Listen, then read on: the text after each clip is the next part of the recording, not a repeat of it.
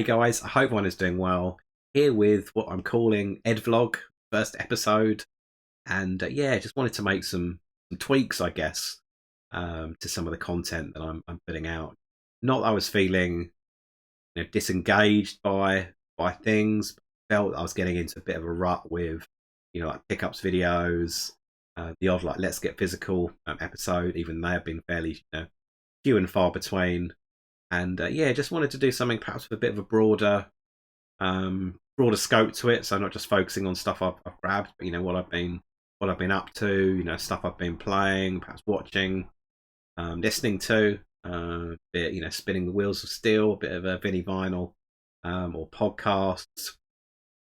Places I've been. If I've been out and about, met some tubers, visited some shops. I thought as and when I can kind of throw that in. So something a bit broader than just me kind of showing stuff in terms of pickups, or just videoing stuff on the shelf that I picked up. So we'll see how we do. Let me know how it goes. If it's good, fab, leave a comment. Equally, if it's absolutely crud, please leave a comment. And yeah, we'll see how things fare. It's a hobby after all. It's crudely put. It's shits and giggles.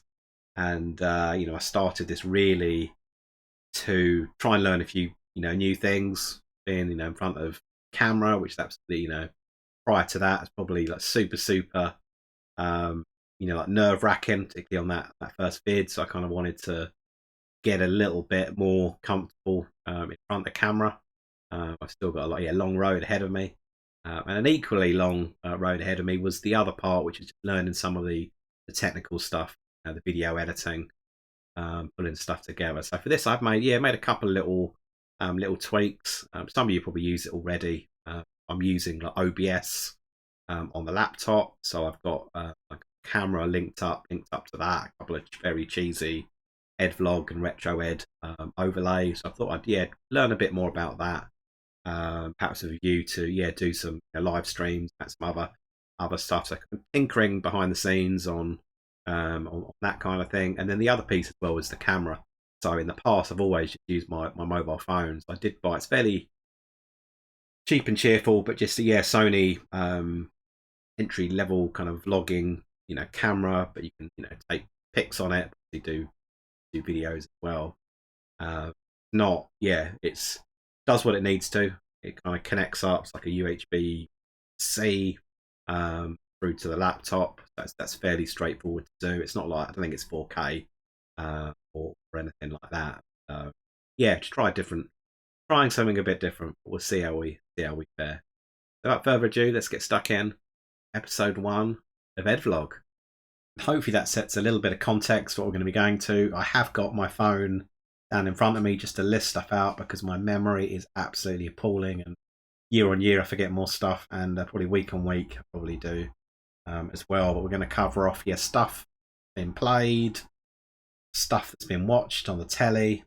If I ever get to the cinema as well, I kind of cover off any films I've seen there, stuff I've been listening to. So if I've been spinning the wheels of steel, but Vinny vinyl, or podcasts, then opportunity to talk about that. Places I've been, people that I've met, tubers, events, stuff on the horizon. Again, want to cover that off. And the bit that's probably been most lacking over the last 6 or so months, if I kind of reflect back, is shout outs to awesome channels in the community, of various sub counts, I guess, ideally focusing on those that perhaps need a bit of a push, or equally need a bit more kind of global recognition. We'll cover those off in the upcoming episodes. But starting off with stuff that I've been playing. This one I think appeared on probably my last pickups video, if not that one, then the one before. But like a DS game. Used the camera, hopefully that's focusing. But Time Hollow, as you can see, it's like a Konami game, very like story driven game. This, you play a teenage guy, and there's stuff going on around him. Characters are kind of appearing and disappearing in his life. So his family members, his mum and dad, I know kind of spoilers, but very, very early on, if not within the first few minutes, they vanish and something's going on there. And yeah, it bounces between various kind of segments of time, and you've got to go around, find the clues, interact with all these characters throughout the game. You've got like a top down piece where you choose like a location in your town. Like you've got your house, you've got the school, like the coffee shop, other places. You've got your friend's house, park, etc.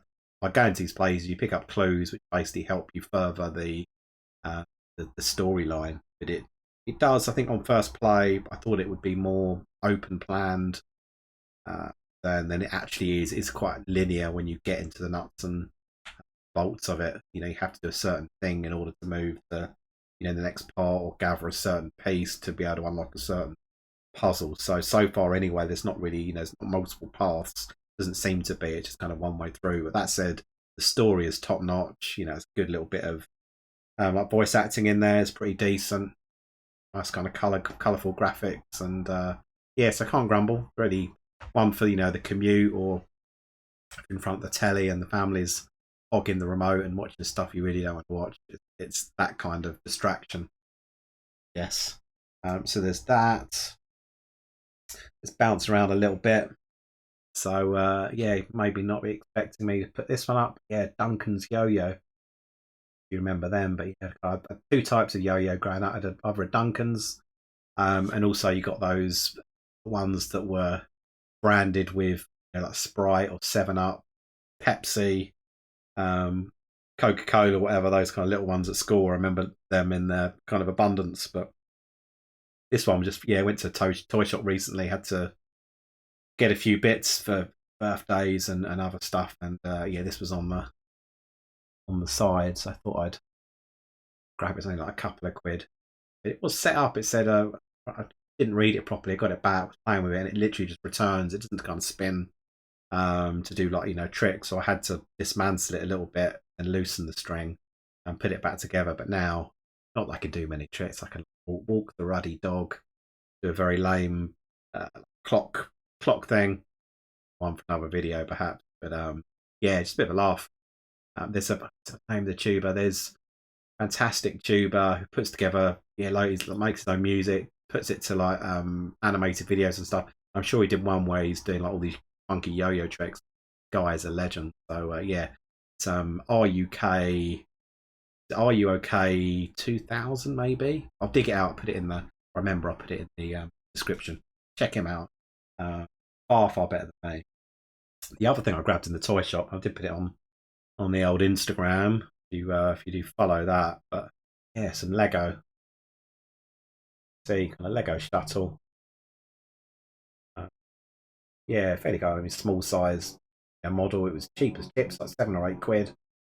About half an hour to build, a bit of fun.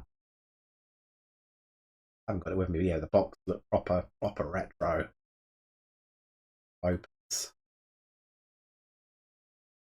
Opens up a bit. It's probably all going to come collapse into pieces, but yeah, you can get a little satellite thing that comes out. Pretty cool. It's a bit different. So there's that. Back to games. So this next one, well, this links to a bit of a story behind this one. So this is linked to Clint, Retro Rewind. He was having a bit of a sort out a few weeks ago. Kind of messaged me, and he said a couple of Game Boy games, and even to your Game Boy. Do they take your fancy? And one of them already had. This one I didn't. I thought for a moment I thought I did. But I think I've got another one in the series, another couple in the series maybe. Went back and yes, please. I think it was going to be like loose, which obviously would have been more than cool. Just grateful for the gift. But it turns up, and it's got so GBA, Lego Star Wars, the video games. It focuses on it's the prequels, so episodes 1, 2, and 3. So you've got Obi-Wan, you're playing the Ewan McGregor type character, obviously in Lego form, and R2. But yeah, it's pretty decent. And I think when I look back at it now, those prequels, they still get a bit of a hard time, but they got a really hard time back then, and it was just like, it's like the originals far better, and I think they still are, but the prequels, in my opinion, are a lot better than the sequels that followed. So, hey ho, yeah, you can't beat the original Star Wars film. Yeah, really chuffed with that. So big thank you, Clint. Really kind of you. So thanks, mate. Much appreciated. And sticking with the Game Boy, perhaps going back a couple of generations in terms of consoles. There's a couple of games in this particular series, and they're more. I don't know. Looking at the UK PAL ones, pretty expensive, but when you look at something up on eBay and then underneath your region, you tend to have international stuff, and it popped up. There was a few people in France selling them. Perhaps unsurprising when you see the series that it's from. So it's Tintin, and a heck of a lot cheaper to get the French version than it is the UK one. So yeah, Temple of the Sun. I think because it's French as well. I know it's quite cool. Their French writing stuff. It's a bit of German as well. French and German, I think, on the back. Yeah, had a bit of a play of this. I got this and another one, which I'll show on another video. But it's a bit of like a platformer. You go around, you've got to like solve puzzles. You come across, you've got nostalgia for Tintin, you're probably going to love it. You do come across loads of the characters from the other, from the comic books back in the day, like Professor Calculus and Captain Haddock, Snowy, etc., etc. So that's pretty good. But it's probably similar to the books and also the film as well. He doesn't really. There's no kind of real violence in it. When he gets a gun, it's typically to take out, the airplane, engine, or shoot tires out in a car to slow down the pursuing kind of enemies, nasty villains. So it's not kind of shoot. It's not like a run and gun or anything like that. So it's not too bad. I think if you're into the the Tintin series, it's pretty cool. If you're not, then it's probably a bit of a probably have more of an indifference to the game. It's not like a run and gun type setup, but it does got the platforming bits. But then there's a driving kind of chase bit, which I'm sure I got to, and then on the back, a bit I haven't got to. There's a bit we seem to be going on on a canoe down a river. So perhaps it mixes it up every now and again. Got some quite cool little cutscenes. It's like Game Boy style graphics, which are pretty decent. But I think with this and the other Tintin one I'm thinking of, it was released around similar time, but there was a Game Boy Color version as well. I'm assuming the game's fairly similar. If you do know, and let me know in the comments whether or not they are identical, apart from the color, obviously.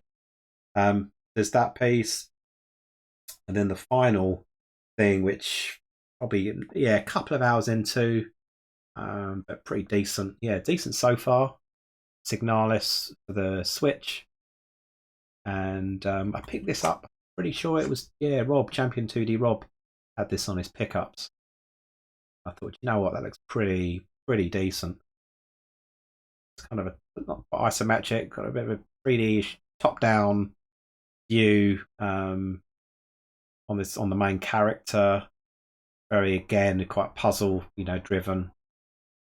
Find the key to unlock the door, and then working your way around. It's almost on a very, if it's the fairest of comparisons, if you think of like Alien Isolation, it's a kind of first person shooter. It's a bit that style. It's a bit grim. It's that kind of environment, looking down on your character. As he wanders around. Really nicely drawn. Like the graphics, just like pretty awesome. Again, some good like cut scenes, and it's all sort of a bit grim. I'm not entirely sure yet what the hell is going on and what's lurking out there, but no, it's going to be nothing nice, is it? It's going to be hopefully a few little jumps or nasty aliens on the way, but we'll have to see. Talking of Champion 2D Rob, I'm kind of now flicking onto stuff I've been watching. So start with these things. So but Rob very, very kindly messaged me again a couple of weeks ago, and he said, I think I've got something you probably haven't seen, and you'd really like to see it with with your son. I don't know, I kind of heard of this, but never watched it. Didn't know much about it, but we watched it yesterday, and all of us really enjoyed it. So yeah, The Last Unicorn, um, and it's see, it's like an animation. It's early 80s. It's not that dissimilar in terms of the style. The first thing I thought of was like the Black Cauldron, the Disney film. Probably came out around a similar time because I remember that being one of the first things I ever saw at the cinema.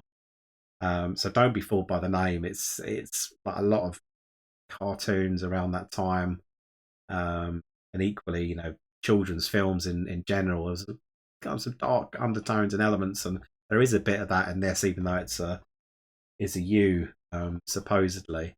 But very, yeah, very good. Obviously, kind of in the names, the main characters trying to find out what happened to the other unicorns in the world. Traveling around, just meets these, very,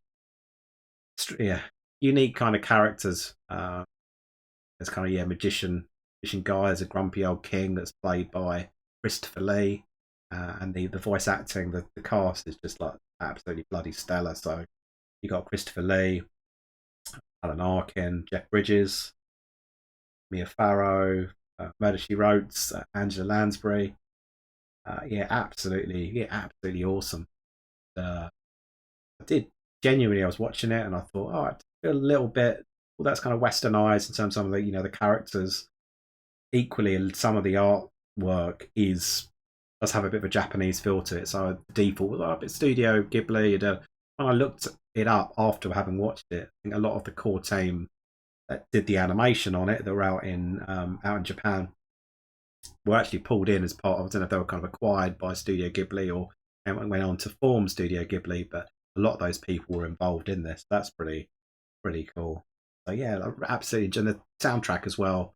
Got the main track is by the band America. There's so many catchy tunes. It's a bit of a musical at points, and I know that can be a bit Marmite. You either kind of love it or you hate it. With some proper like catchy numbers.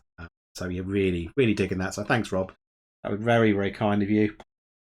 And not only did he send that, this completely or both of them were by surprise. I knew he was going to send something, but wasn't sure exactly what. But next up, we've got Superman, so the animated series. So I'm nearly through seeing Batman, the animated series, taking me like forever and a day.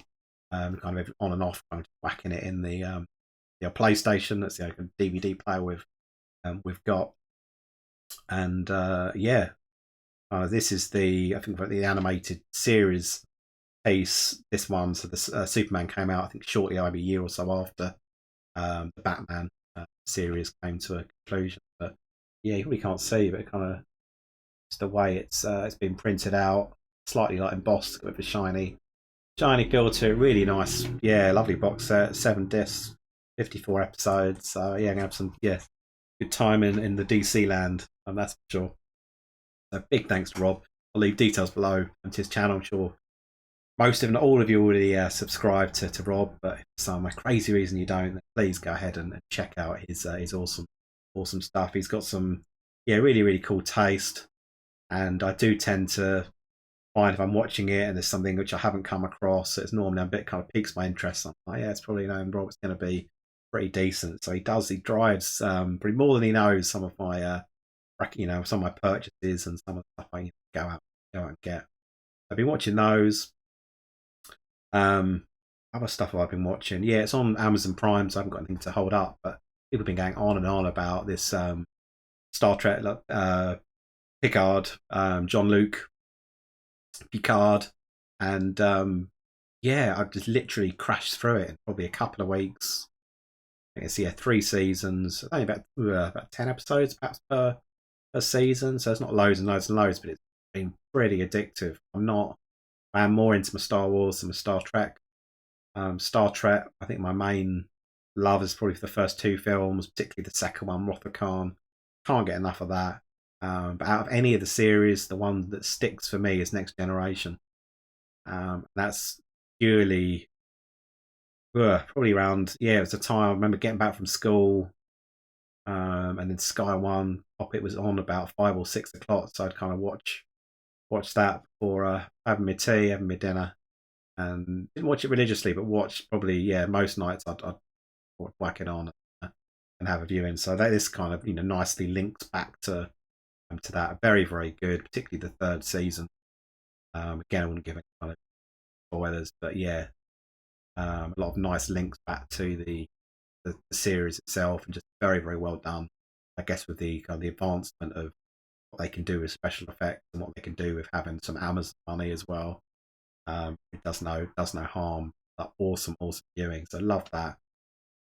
And there's a couple of episodes into the new season. I've lost track of what season it is, but on the BBC, been watching Inside Number 9 with Steve Pembleton and Reese Shearsmith, the guys that did A League of Gentlemen and a few other things. I'm sure, and just again, most of you probably have seen it, but every episode is very different. There's obviously a link back to Number 9, but there's always there's big twists going on. It's like tales of the unexpected.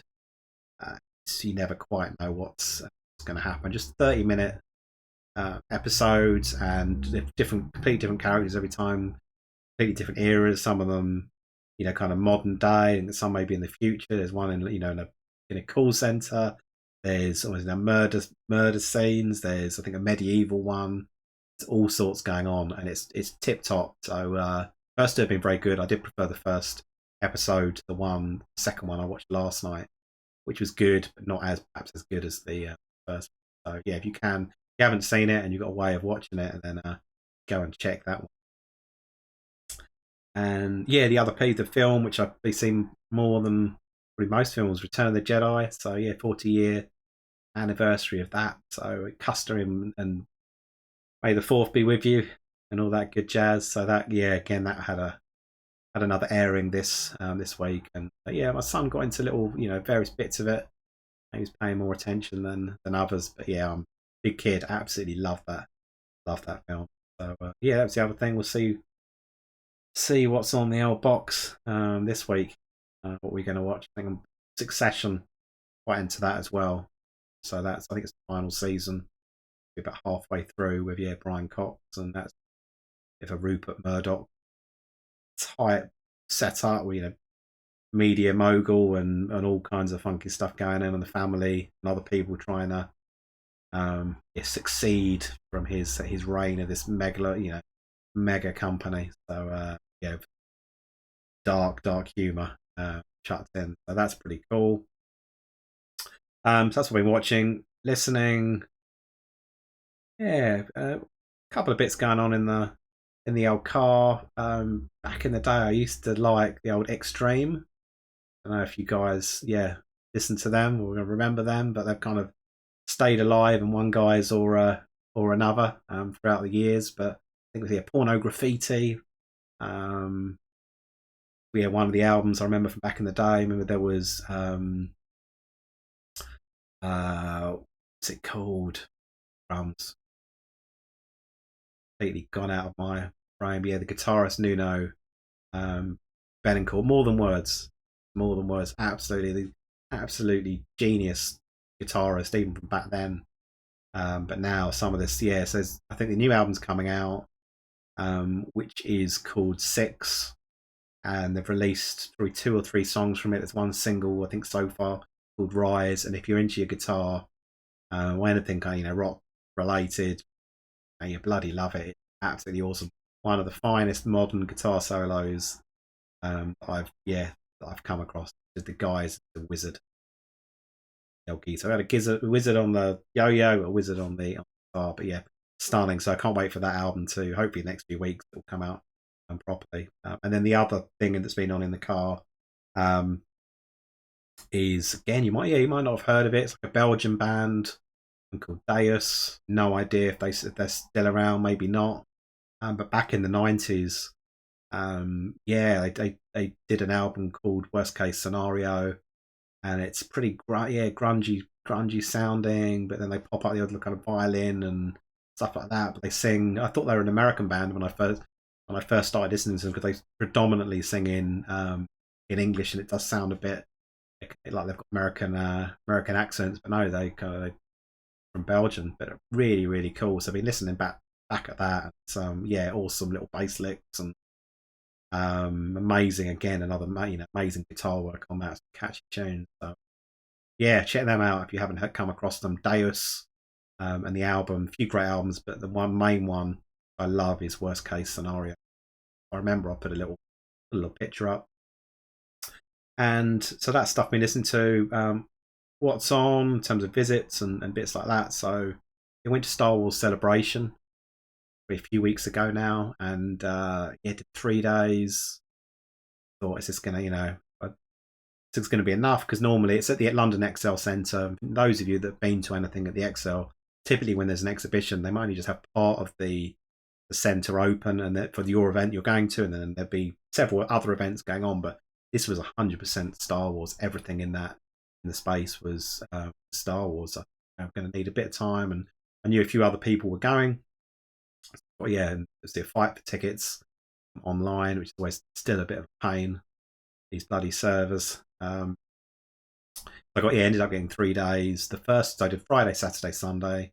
Friday, be honest, came away. It was good, but there was some not so good bits about it. So, albeit there was some amazing, things from the films, and obviously actors and panels and vintage toys and all that stuff. It was so bloody busy.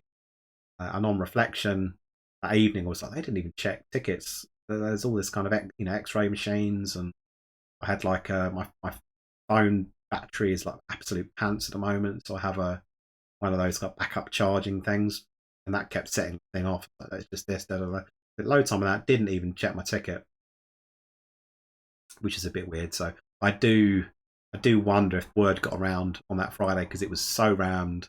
It's probably the only time I felt in one of those big events. I've been to like big old gigs, festivals, bit unsafe, where you just like you're about 30 minutes to move a few meters at one point when they let everyone out of this kind of panel.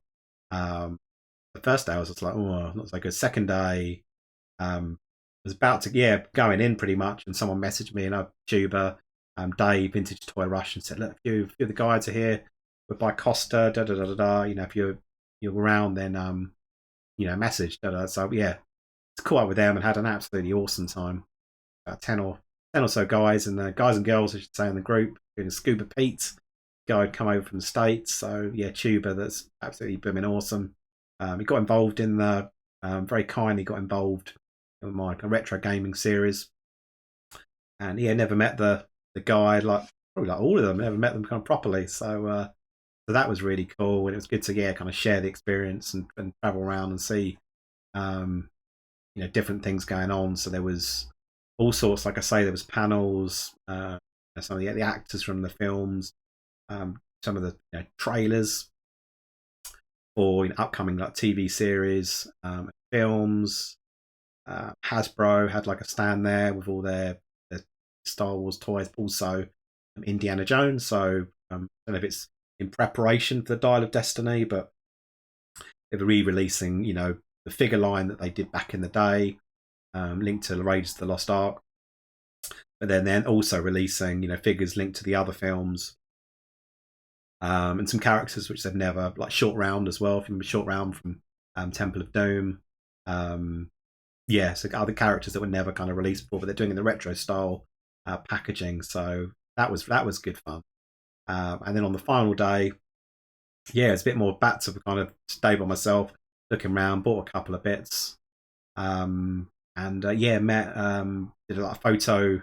Like, I'm going to get stuck in. I'm not going to go a bit, half-mast. I'm just going to go for it. So the one thing which I did do was get a photo with Ian McDiarmid, who's Emperor Palpatine. You get a few seconds really with him. It's like bloody conveyor belt going in, going out. But out of everyone, I thought he's been in all, if not most of the films. Absolutely iconic. Someone that scared the absolute crap out of me and growing up. And what a lovely guy. So yeah, that was super super awesome. And then in the future now, so I think it's 20. I've jotted down. Hopefully this is right. Saturday the 22nd of July. We've got the NVGE, the Nottingham Video Games Expo. So the first one was last year. On again, I think a slightly maybe more centre of town. I think a bigger venue, still being organised and run by the fantastic James from It's Much More, and Al from Games Re-Up. And looking forward to that. I think there's a few people should be going. I'm fairly sure there's tickets for sale. Let's hope it's a bit of a middle ground in England. Oh, crap, could be making that up. But yeah, if you can get along, then it should be a giggle. So let me know if you're going to be there, or equally just come and say hi on the day. That would be awesome. And and then the final piece, shout outs. So like I say, I've probably been a bit bad in terms of calling out any shining a bit of a light or just referencing channels and what I'm watching. I'm going to try and do it with channels of various sizes and all the rest of it. And I think this particular channel it goes from strength to strength. Drinking Games with Josh, absolutely awesome dude. And obviously starts every video will start with him sampling a particularly fine beer, and that's there's always some funky stuff going on with the alcohol. His games room just looks blooming awesome. I've never worked out if it's kind of his basement or it's a big area adorned with loads of games, loads of posters and nice TV sets and all kinds of stuff. But lovely guy, really cool presentation style. It's into most eras of generations of games. He's got an absolutely insane NES collection, and just an absolutely cool guy to watch. He's done some recent videos where he's been out and about in gaming conventions. I think Comic-Con as well, and particularly for me, it's not obviously easy necessarily to get to the States. I haven't been to America for a long time. That's quite good to it's really good to see videos from tubers around the world as to what they're seeing, what they're visiting locally. So love those types of videos. Cracking channel, details again in the description. And that is it. We're going to close it there. Hope it's been enjoyable.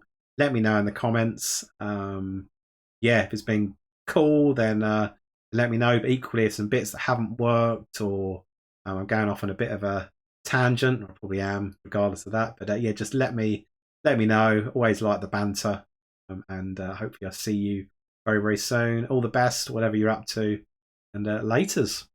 Cheers.